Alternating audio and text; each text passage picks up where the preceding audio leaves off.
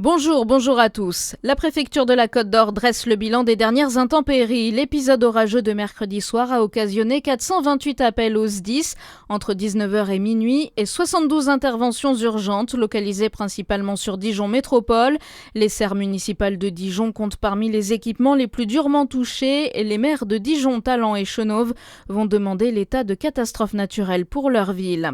En Saône-et-Loire, le feu déclaré à la Grande Verrière a été fixé hier. Le feu a ravagé plus d'une centaine d'hectares de forêt. L'intervention des pompiers pourrait encore durer 2 jours. La météo très changeante rend la situation toujours incertaine. À Besançon, un animateur scout mis en examen. Un animateur de 28 ans est soupçonné d'avoir agressé sexuellement 3 jeunes filles de 11 et 12 ans lors d'un camp dans le Doubs. Il a été mis en examen mercredi. L'individu a été placé sous contrôle judiciaire avec interdiction d'entrer en contact avec des mineurs et obligation de soins. L'Assemblée nationale qui vote pour rendre imprescriptibles les crimes commis sur les mineurs. Les députés ont adopté cet amendement hier dans le cadre du projet de loi sur la protection des enfants, une mesure qui pourrait être entachée d'inconstitutionnalité. Vous allez être nombreux sur les routes aujourd'hui. C'est un nouveau week-end de départ qui s'annonce. Bison futé voie rouge dans le sens des départs du Grand Est à l'Auvergne-Rhône-Alpes. C'est orange partout ailleurs. Après la Saône-et-Loire, la 13e étape du Tour de France passe aujourd'hui entre Dole et Belfort. Le parcours est interdit à la circulation et au stationnement.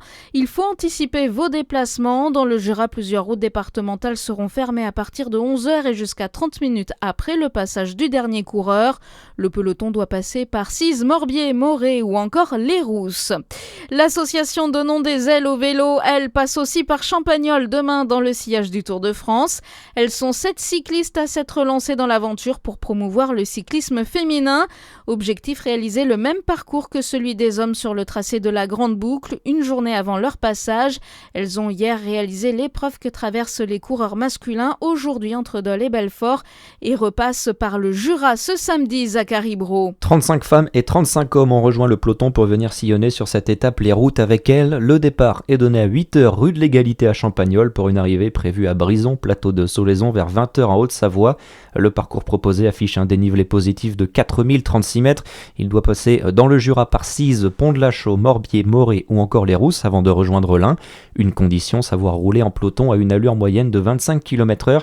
Et derrière le défi sportif, cette aventure veut surtout changer les représentations dans ce sport, promouvoir l'égalité et l'inclusion, développer le cyclisme au féminin dans les territoires français, mais surtout inspirer d'autres femmes et les encourager à se lancer dans la pratique. La 3e étape du Tour de France Femmes 2026 se déroulera entre Genève et Poligny le 3 août. Hier, c'est Tim Merlier qui a remporté l'étape à Chalon-sur-Saône.